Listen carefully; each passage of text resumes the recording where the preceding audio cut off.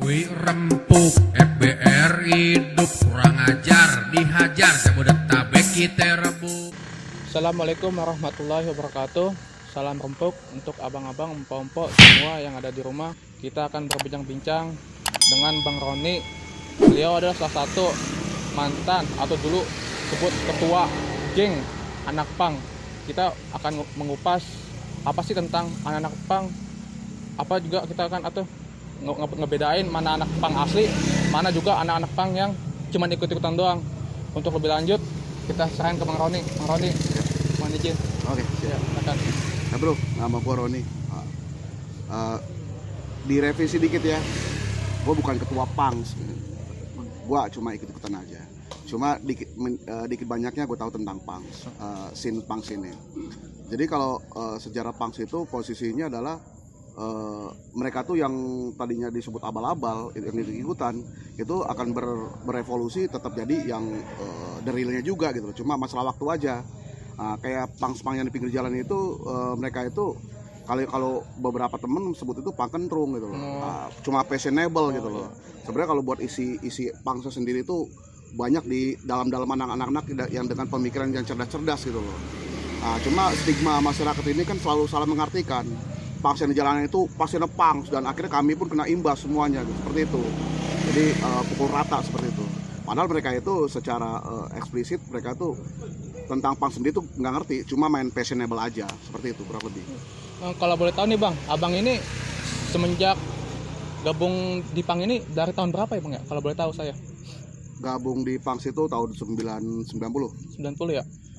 Jadi kalau di pang itu dia kegiatannya apa sih Pak? Apa dia cuman hanya ngamen aja atau nongkrong-nongkrong kayak gitu aja, ngumpul-ngumpul? Selain itu ada nggak gitu? Punks itu nggak ngamen. Oh, nggak ngamen punks ya? Itu berpikir. Oh. Dasarnya punks itu adalah semua orang punya jiwa punks. Punks itu adalah pemberontakan. Punks itu adalah garda depan. Garda depan dikala ketika ada gejolak ketidakadilan, disitulah punk hadir gitu loh. Seharusnya seperti itu, karena mereka tuh ada di front depan gitu, seperti itu.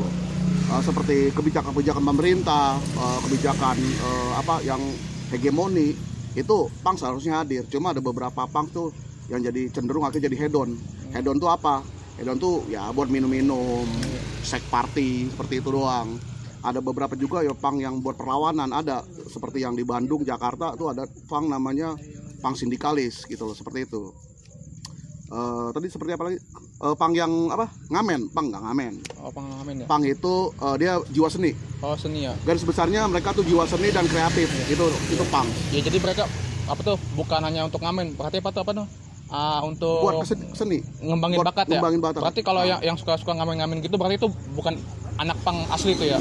Ya itu beberapa perspektif bilang itu mereka pangkentrung lah, pengamen lah, fashionable lah, tergantung masyarakat nilainya seperti apa. Iya, Cuma bagi kami di sini kami nggak terlalu mengakui hal yang kayak gitu. Iya, karena kan masyarakat mandangnya begitu kan, selalu pandang rendah. Betul.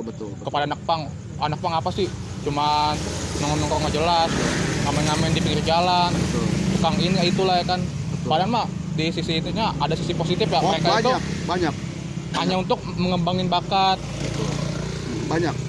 Ya banyak lah, kita kayak dulu kita sempat ikut demonstrasi melawan kebijakan pemerintah yang tidak pro rakyat. Dulu kami ikut seperti itu.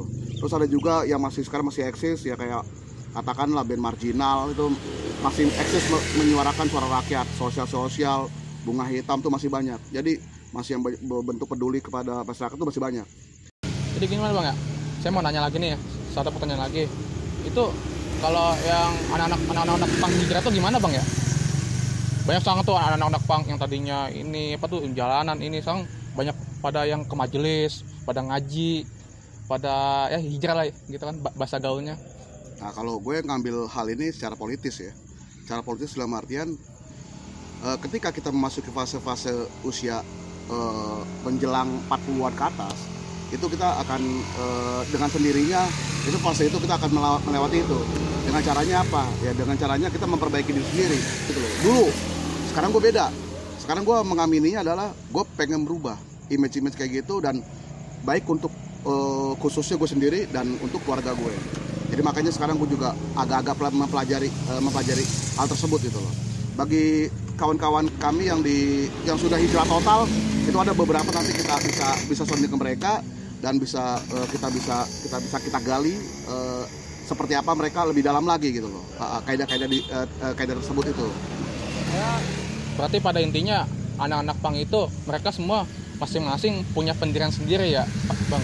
Jadi punk di Indonesia ini beda sama di Amerika sama di Inggris. Punk di Indonesia ini sebenarnya standarnya bagi gua adalah itu hobi.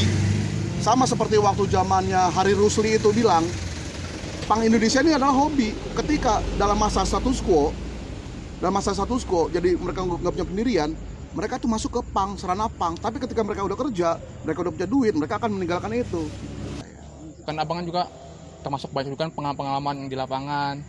Ya kalau gue sih pesan gue sama temen-temen ya, khususnya ya, apalagi yang merasa kita punya jiwa kebebasan dan jiwa kemerdekaan secara hakiki ya, dalam arti seperti itu, terus lakukan perlawanan dalam bentuk apapun. Lakukan perlawanan itu nggak mesti dari senjata, tapi dari pikiran.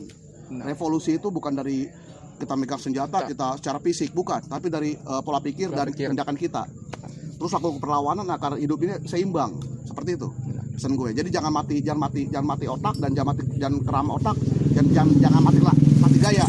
Itu aja pesan gue buat teman-teman yang lain. Berkarya dan tetap melakukan aktivitas positif, itu aja. That's it.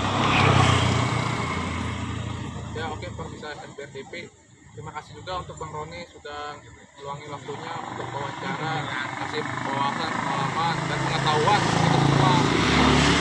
Karena setiap manusia itu pasti bakalan balik ke sarangnya. Yang tadinya ibaratnya kita berangkat dari rumah, mau kemana, ngelayap terus, pasti tujuannya pulang lagi ke rumah, gak mungkin dia kemana-mana. Istilahnya itu manusia akan kembali lagi ke fitrahnya masing-masing.